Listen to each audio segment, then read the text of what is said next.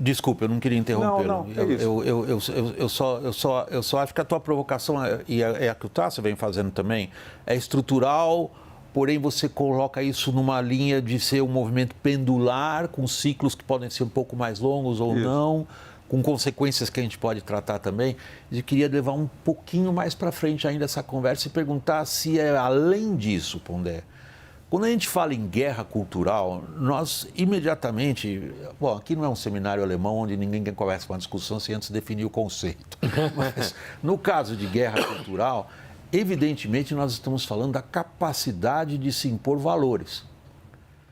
Nessa capacidade de impor valores, é que os grupos políticos ganham prominência por muito tempo.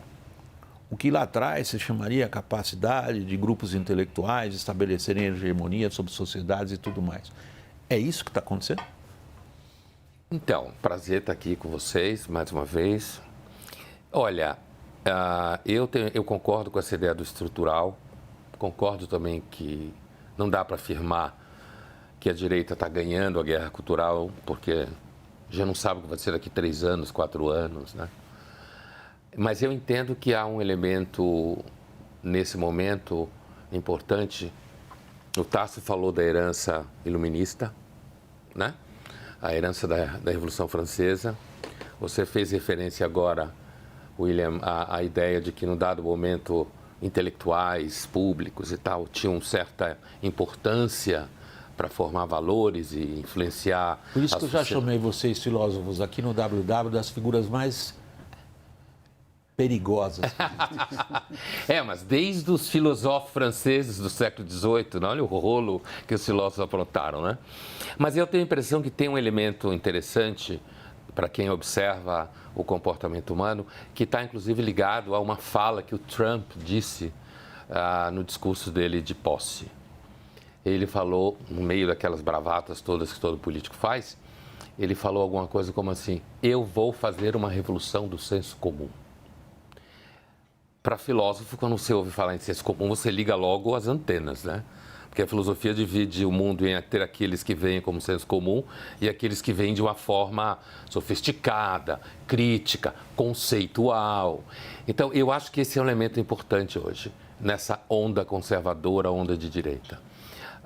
O senso comum, ou seja, aquelas opiniões que quem tem uma certa formação acadêmica, uma certa cultura erudita, olha e diz, não, isso é um absurdo, como é que alguém pensa assim? Ou seja, eu tenho a impressão que, assim como o jornalismo profissional, os intelectuais públicos, a própria universidade, tem perdido força como referência de produção de valores.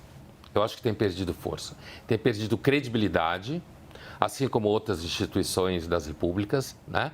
E as redes sociais, elas fizeram o senso comum descobrir que ele é maioria, que ele pode empurrar, por exemplo, vou dar exemplos lá dos Estados Unidos, porque é o que está puxando o assunto, que ele pode empurrar a ideia de que deve haver, por exemplo, ação afirmativa, ele pode empurrar eu quero dizer tirar da frente, né?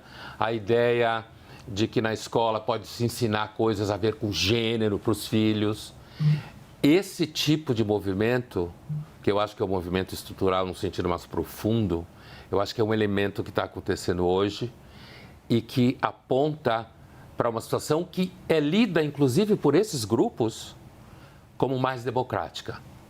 E aí o que é democrático fica confuso, porque eu posso entender o que é democrático compreendendo valores de inclusão de todos os grupos.